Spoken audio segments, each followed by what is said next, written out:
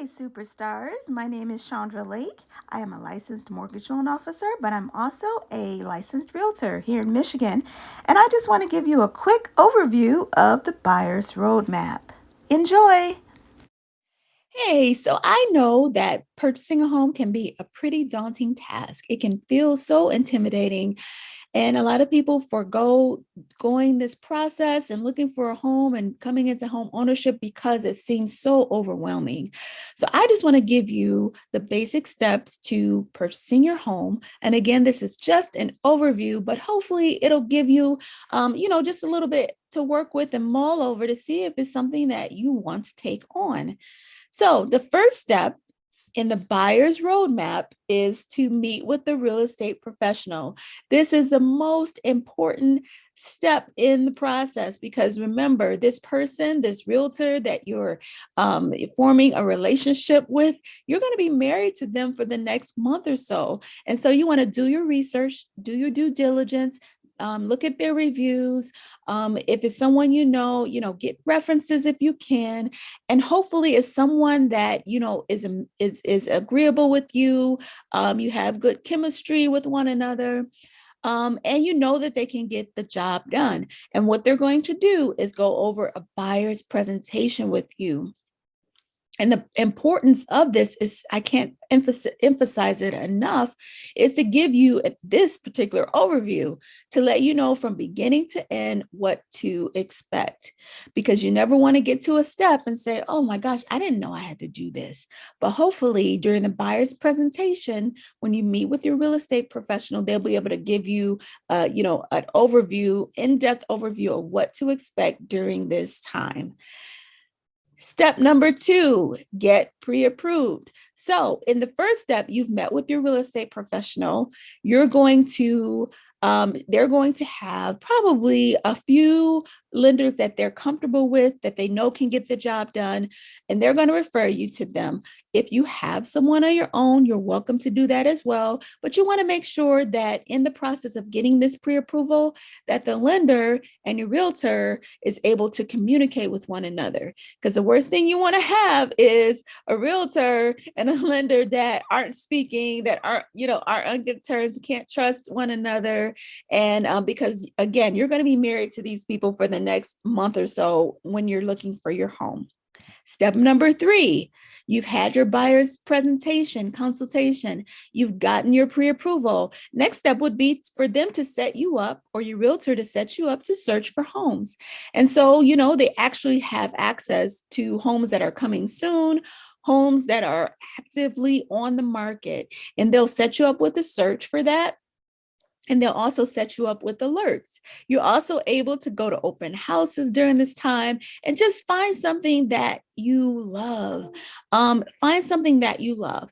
And so I'm a licensed mortgage loan officer as well. And I'm also a licensed realtor. So I often say, in the beginning, when you have that first meeting with your real estate professional, that you need to make sure that you understand, if you can't find something that you absolutely love, that you've already addressed the issue of possibly finding something that you can renovate, because there are renovation loans. And I actually have an overview video of that as well. So you got to find your home, search for a home that you love, that you can see yourself in. I mean, is this long-term, or are you just looking for your starter home? Are you seeing that you're going to upgrade in the future? So, you're not necessarily looking for the highest and best home you can get right now, but that's something that you would have discussed with your realtor on step 1. Step number 4, you're going to make an offer. So if you're purchasing a home during this pandemic, it's 2022, you already know that it's a seller's market. So what does that mean? So you might have to come to the table with a little bit more than what you were expecting, because houses right now are selling for more than they're listed for. So you want to make sure that you present an offer that the seller is able to look at and say, okay, this looks like something that will be a win-win for both of us. And so you want to present an offer that will at least get you to the negotiation table. Okay. So that's a conversation that you would have had in step 1 with your realtor. You've made your offer in step 4, and now the offer is accepted. So now you get to negotiate and go ahead and execute the contract. So what happens in step 5 is once you make the offer is accepted. If you're working with the lender, they're going to assign an appraisal for this particular property to make sure what they're saying is worth, it's actually worth.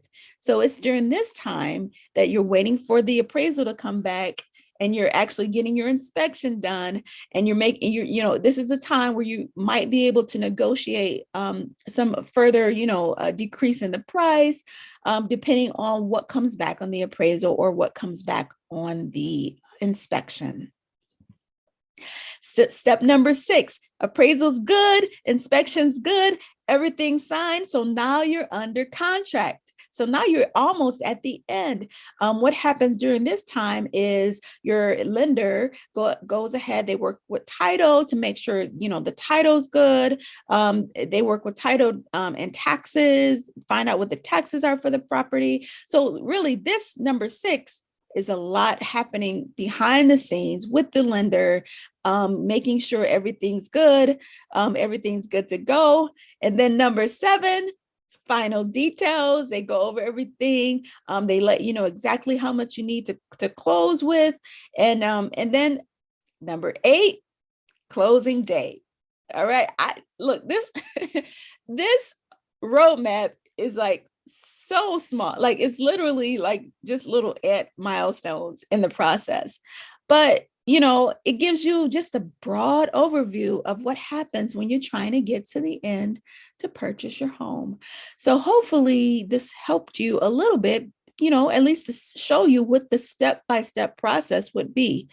So like I said, first step, get you a great realtor, someone you love, someone you can trust, someone who has your best interest in heart.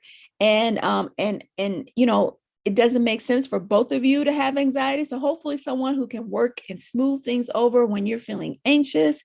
And I'm wishing you great success on your roadmap to purchasing your home.